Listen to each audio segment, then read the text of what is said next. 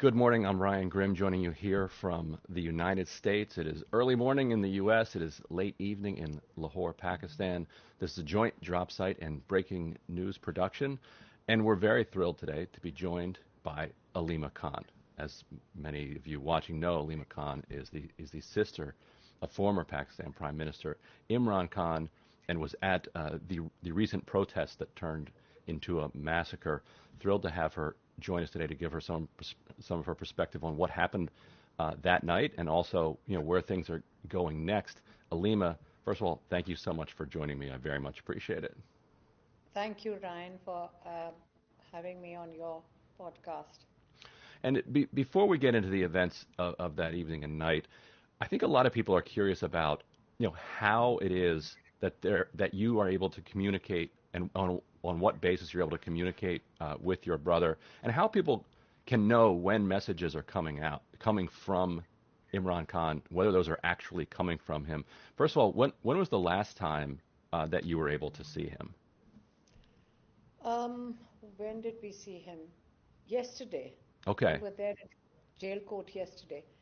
You see, I think since his cases started, what happened was, he had 200 cases on him since 2.5 years. So they started the trial in the jail. So they have a community center in the jail, so they set it up like a courtroom. So the various judges, and there were several judges who would come one after the other to convict him by January this year. So we were able to, I think, in a way, if I say it on television, they might stop it in Pakistan, but in a way it was a great blessing, because he's in isolation, not like other prisoners in Adiala jail, because their cells open up for 12 hours in a day, and they're all in courtyards, and they're outside, and they have communication with other people. But Imran Khan is in absolute isolation. So the courtroom actually offered him an opportunity to have human contact. Right. That really helped, because even the policemen who guard him, they're not allowed to speak to him. There are several cameras, they've installed several security cameras around him. So if any policeman talks to him, or if any security people talk to him, and they feel that they've gotten accustomed to people, if he's nice to somebody in the security, they change the whole security detail. So the courtroom did offer an opportunity for the lawyers generally to meet him, and there are several lawyers who would come into courtroom, and of course the family. So when I say what is accurate when it comes out, we only bring out the messages that he gives to us. If he tells, and it's like 3 or 4 of us or 5 of us standing there, we try to remember, all of us try to remember what he's saying, and then when we come out, so if I've forgotten something, they all sort of remember parts of it and try to be as accurate as possible. So if he gives me a message or my family a message, then that's what we bring out. And that's all I do. I just bring his messages out. Right. And I mean, I relate. My family's all there, and we come out together. How was he yesterday? What was his condition like? It was a very short court.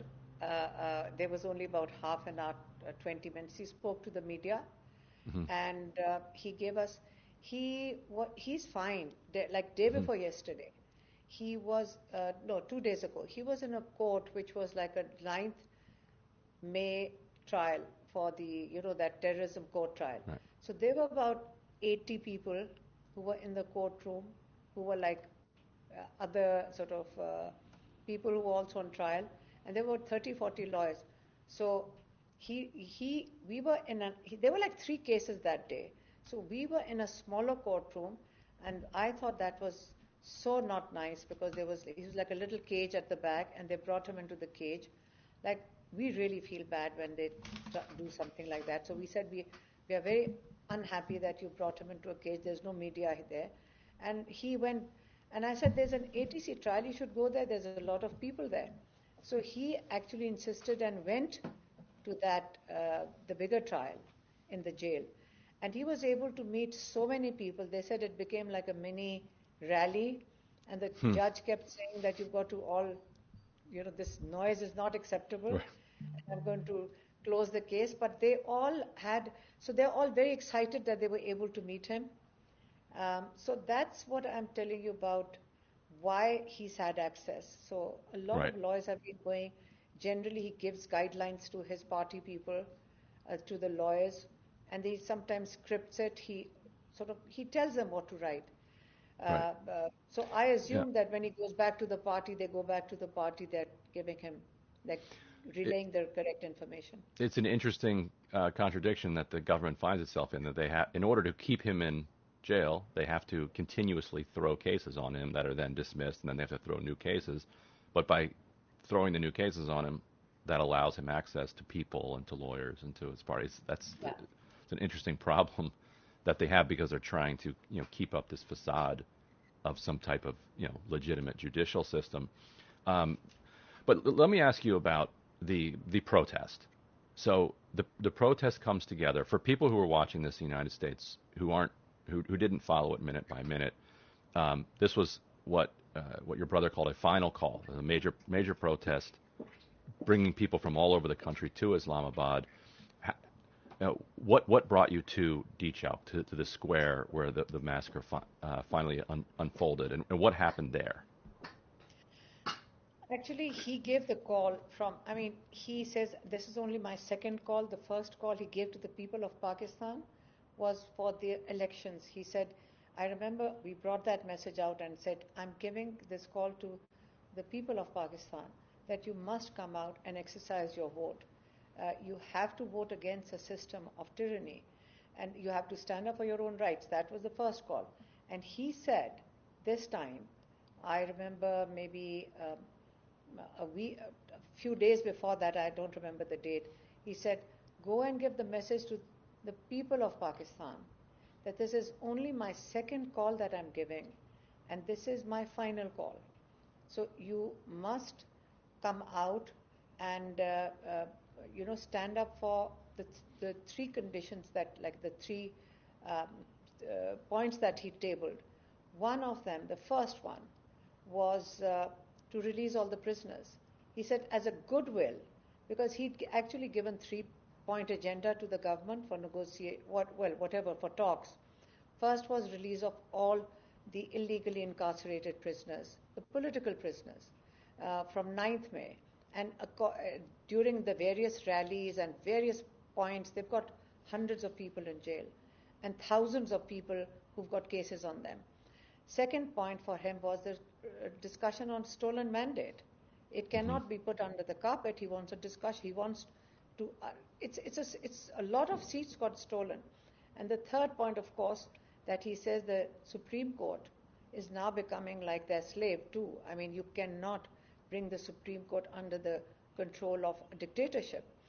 So, but for this rally, he only raised one point. He says, as a goodwill gesture, because they keep sending him messages. They do send him messages through his political people. Mm-hmm. And they say, we are going to release you. You have to agree to something. He says, let me see if you have goodwill. Because he was given bail by the High Court.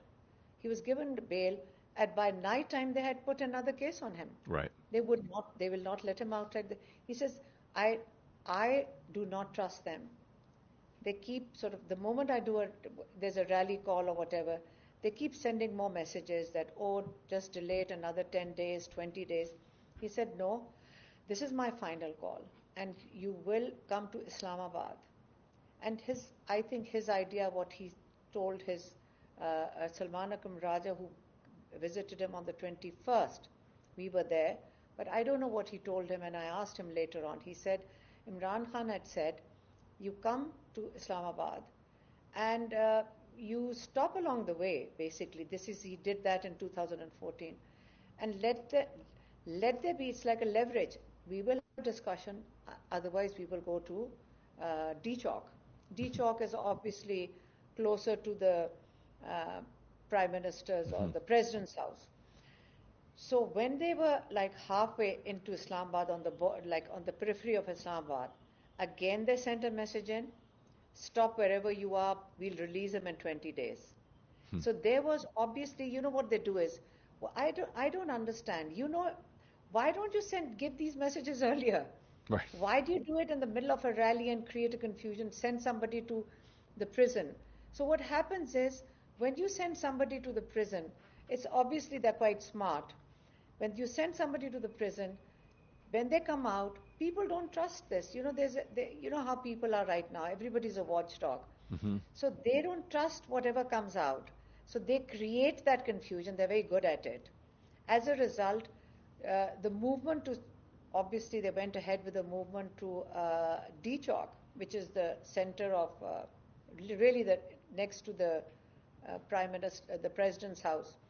So, okay, so they proceeded. We were part of the rally. We were part of the rally from we left home at 6, but by 10 o'clock, we were waiting for the rally. When they came in, we joined them.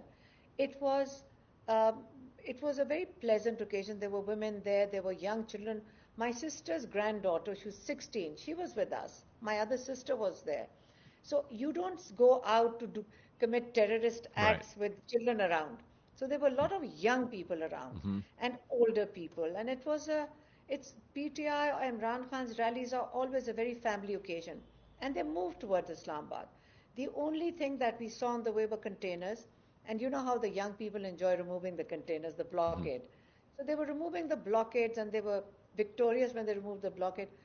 We saw, I mean, I think I have pictures of it, policemen standing on the overhead bridges and waving. I mean, it was a very goodwill. Everything was fine. So when the rally arrived onto the main roads, there was no police. There was some police. It was all very relaxed. Nothing was happening. And this was like an ambush. This was like an ambush. Around 3:30, 4 o'clock, people started coming and showing bullet, like shells. They were bullet shells. And then we all panicked and said they should withdraw, like they should come back. Where are these young people going? To a point that I was trying to say, there are snipers on the rooftops. Don't stand here. But the snipers were getting everywhere. A sniper has a range, I suppose. So if you told them withdraw, if you congregate, we saw bodies. Let me say. Withdraw from D-Chalk, you were saying, or just in like general to the disperse. Higher building. No, Right. there were 2-3 higher buildings. There were high rises, not very high, but maybe 15, 20 stories. That the people on the road identified that this is where the shots are coming from. So the idea was, like, you come back because this is where the snipers are. And they kept dropping bodies during the daytime. And this is not when the massive operation started. Right. So we saw the bodies, and people were not willing to leave either. That was another problem. They were like so determined. I'm telling you, I said, I'm telling you, like, you have to move back. They said, no, we will not leave without Imran Khan. So it became a very challenging situation. And at night, then suddenly about 8:30, it became absolutely pitch dark. I've never seen so much darkness. And then they moved in. What we have heard from some sources on the ground there is that the power was cut off in certain areas to make it so that it was pitch dark. Did you get the sense of that? What was your sense on the ground? Yes. Not a single light. So as a result, there were cars over there, and these young people and older people were saying, turn off your car lights, you'll become like a target. So people had to turn off their vehicle lights because they realized that it is so dark.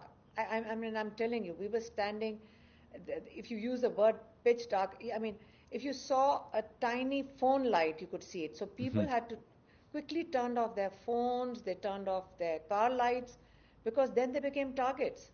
They were like snipers, so they had to turn that off. But it was really bad, because when the operation started, it became really bad. Now, what noises did you hear? Because there's been some discussion about the potential of armed drones being involved. Did you hear any drones operating anywhere? What was the sound? Helicopters. Like? We saw helicopters. Oh, okay. Well, helicopters are quite loud, so they would drown out the sound of it. Like in the daytime, we saw a helicopter moving up, and sometimes you obviously assume it's surveillance. But there was so much tear gas, actually. When the tear gas happens, it's like a huge big cloud. Right. Rubber bullets, yes, you understand rubber bullets. Mm-hmm. So the youngsters are used to it. They sort of come with gas masks. You know how it is when the younger people get into a battle, they sort of pick up stones and they throw it back, or they pick up the cans and they have towels and they throw it back. So they've seen so much tear gas that they all come with a towel or salt or whatever. But we saw there were bodies. They were killing them from rooftops. Now, why would you kill protesters who aren't doing anything? They're sitting on a road. You intentionally shell them because they're not going anywhere. Why are you shelling them? Like, it's not that they're moving or you're blocking them from arriving somewhere. They were sitting on the road. When you throw tear gas and rubber bullets, you agitate the younger people, right? Mm-hmm. Older people like us would go and sort of take shelter amongst trees. But the younger people will pick up the tear gas and throw it back. So you're intentionally agitating people. Why are you tear gassing them? You allowed them to come in. You greeted them. The military personnel sitting on containers greeted them. And then why did you start? So they were just right there. I mean, they were not going anywhere else. How long did you stay at D-Chalk after the shooting started? The massive one. Mm-hmm. I think we were there till about 9:30, 10. Okay. And that's when it got worse. Did the lights come back on at any point? No. Okay. No. But it got worse afterwards. And then there are eyewitnesses' accounts that, and they were taking the body. I mean, my driver came back and said there's a body lying over there.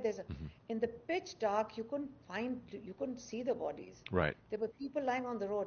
And then they would pick them up and they would rush them to PIMS Hospital, which was close by, one of the government hospitals. And so the point is, first you shoot into the crowd, then you do a cover-up. And what happened was when people went to the hospital, they would arrest people. From that point onwards, people have been asking and challenging the number, we have no idea. Right. It could be hundreds because the real operation, 10, 15 had already died in the daytime. Right. So the massive operation was that the people were followed into streets. You would think it was like a terrorist. These were not terrorists. And I think for several days we were all so shocked. It's the capital of the city. It's not the borders. I think for a few days it was a very big shock.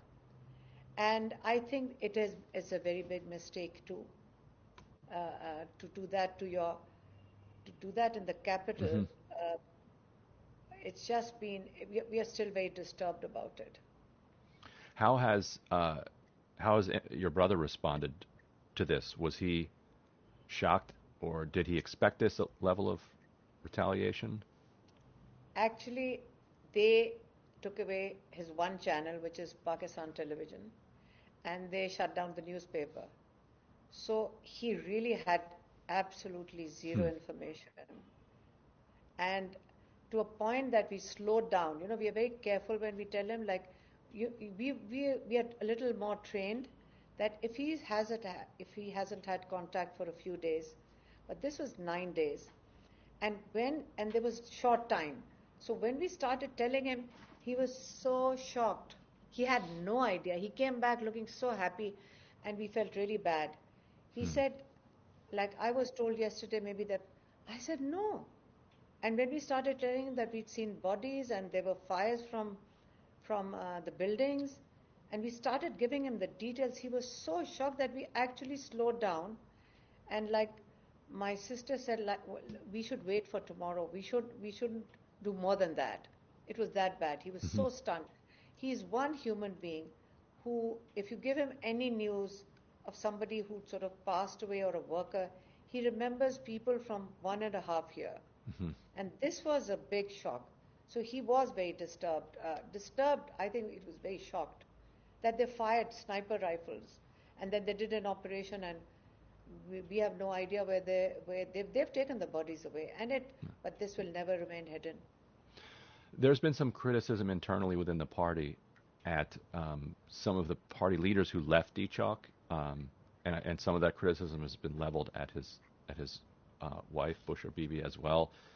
There've been claims made that perhaps the massacre wouldn't have happened if some of the party leaders had remained with the people in the square. Do you believe that criticism is valid? And what did you see when it comes to how that all unfolded? There were a lot of MNA, the members of parliament. I met a lot of them on the road. Mm-hmm. Like, maybe they're not known faces. But, because we were standing over there, people did come up to us and meet us. So they came from Punjab. I met several from Khyber Pakhtunkhwa. Right. And there were people from Balochistan. They were from everywhere. And we met several of them. So you can't say that because they were not, because the container was shut down. That was I think the bigger problem was that the control center had no sound from 3 o'clock onwards, because I think what do you mean? This is the container where the party was trying to organize the operations? This is the container. You see, the container is where the leadership stands, Mm-hmm. right? And everybody follows the container. The container, right. When I say container, I'm sorry, it's the truck that has mm-hmm. the sound system and the lights. Right. So that is the center. Not a shipping container used to block the. I got it. Well, right. It is a container, but it is on a truck which sort of has it's like an accommodation also. People sit inside, right. and then they go up to the top. And there's a sound system, and you control crowds, give directions. It's your control center. Right. So I think about 2:30, 3 o'clock onwards, when they got off the container, everybody was on the container, and the container started moving ahead, and there was no sound.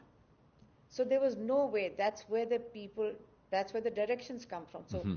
from 2:30 onwards, there was no direction. The generator or something had gone. So everybody would come to me. I'd send them to the container, turn on the generator, call these people back.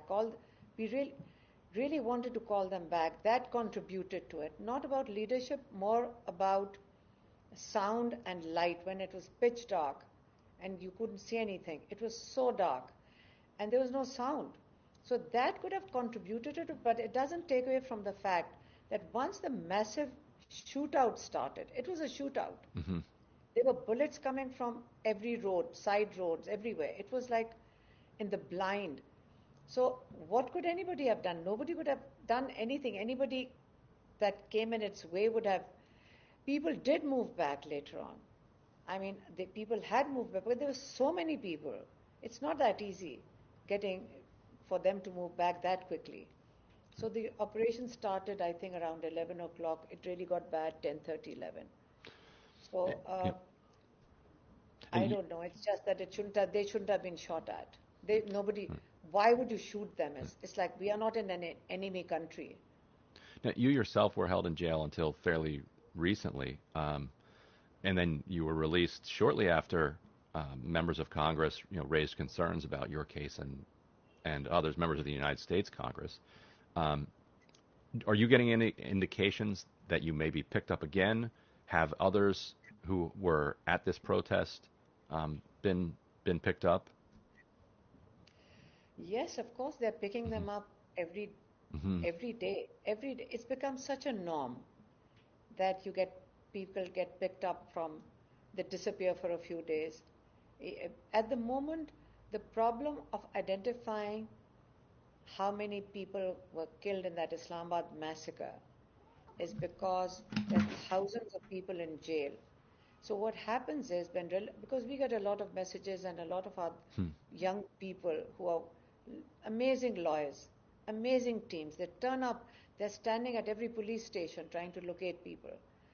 Hundreds of them working for this. So when the relatives turn up outside a police station looking for their relatives, they pick up the relatives. So they go from police station to police station looking for their relatives. So it's still a battle, the way they are juggling people around. So until every prisoner is not identified, their relatives are still looking for them. Right, right. What about you personally? Have you gotten any indications from the government that they're coming after you again? Listen, every few days we hear that they're going to finish off Imran Khan in jail. Mm-hmm. That happens on a regular basis. We've gone past that stage. Imran Khan, if you talk to him and say, when we first got this, that he's going to be eliminated in a couple of months. This is, how they work on the mind or whatever their games are. So we went and told him, he says, listen, how many times do I tell you that life is not ours to decide? It's in the hand of Allah.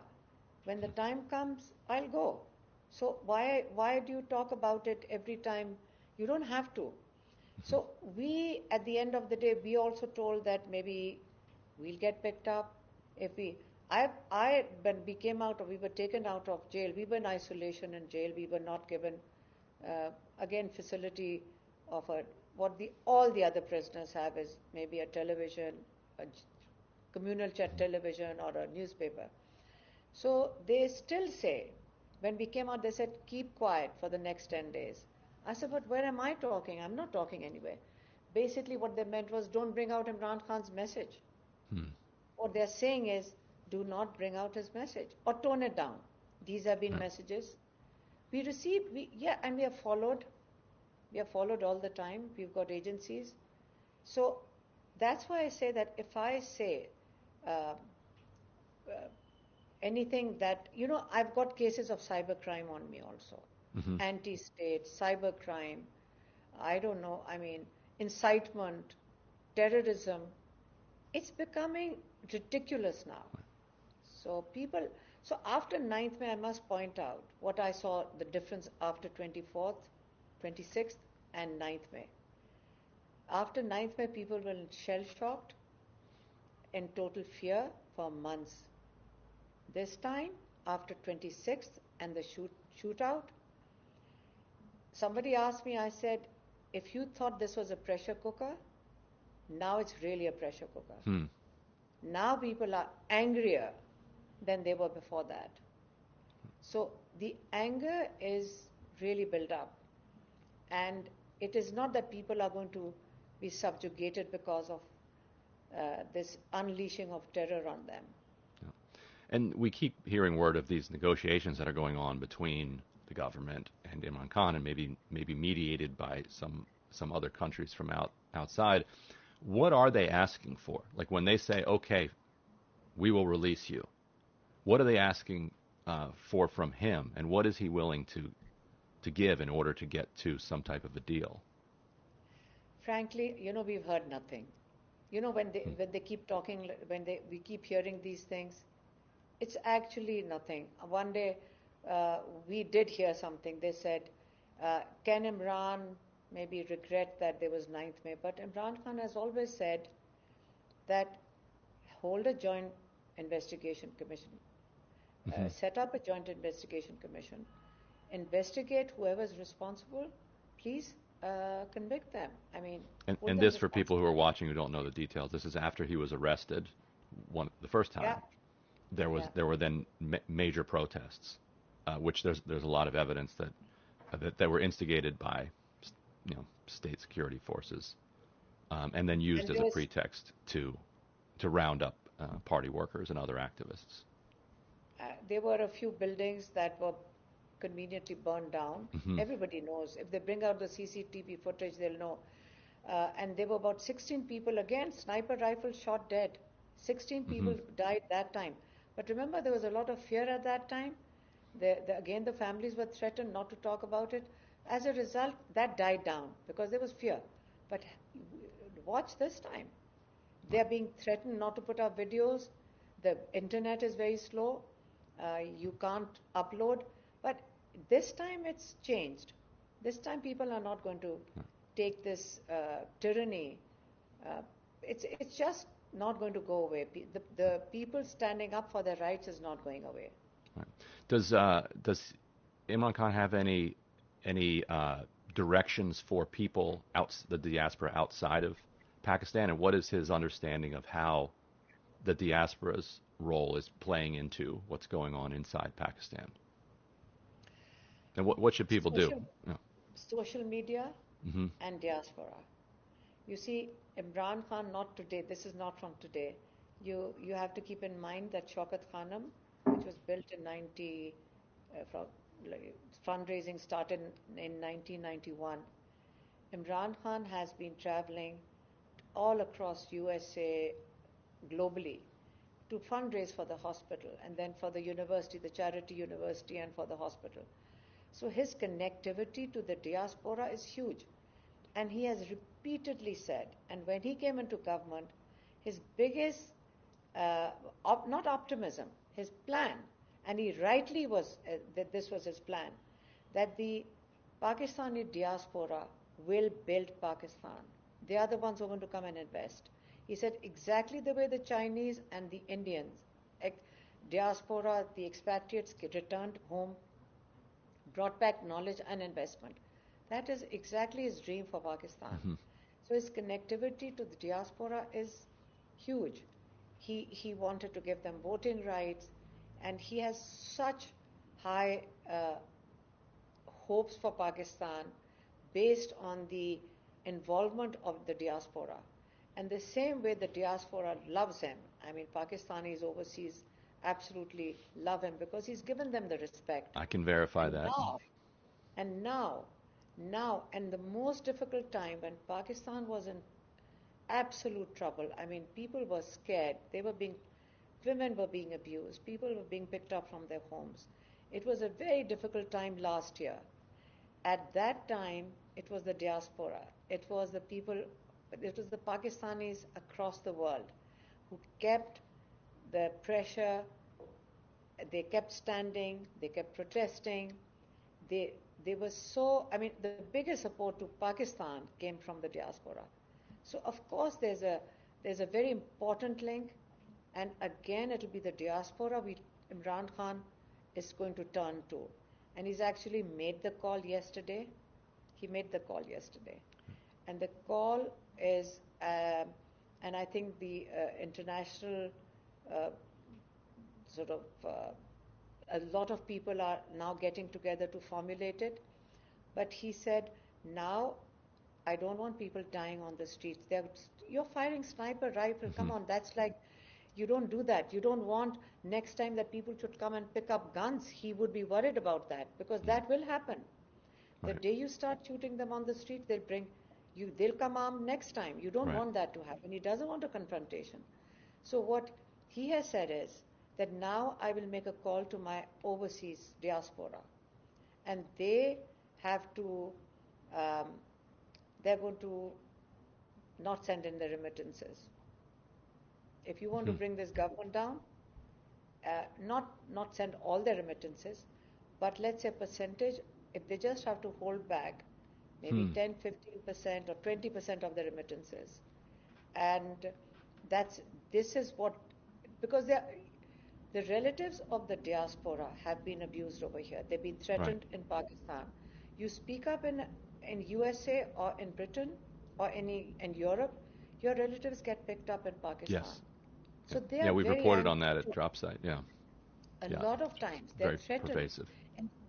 In fact, they start calling them up overseas from Pakistan, the agencies, and threatening them that we'll pick up your daughter, we'll pick up your relatives. So they themselves are also very angry. But now he says that you're going to come together actually to make a contribution. It's your own money. Just don't send back a percentage of it for the next 3-4 months. Because they sent funds to Pakistan to their relatives. It's the thing that keeps Pakistan going. 15-20%, don't send it for 3-4 months. It's called, he's saying it's civil disobedience. There was a lot of debate on it, but why not? First, you respect the people that are supporting this country. They send 12 billion or 20 billion every year. So they should have some value and respect in Pakistan. So let them feel the value of our overseas Pakistani's contribution by them stopping it, just withdrawing a percentage of it every month, and let them feel how it hurts. Wow, interesting. Well, Aleema Khan, thank you so much for joining me. Really appreciate it. Thank you, Ryan. Thank you for having me.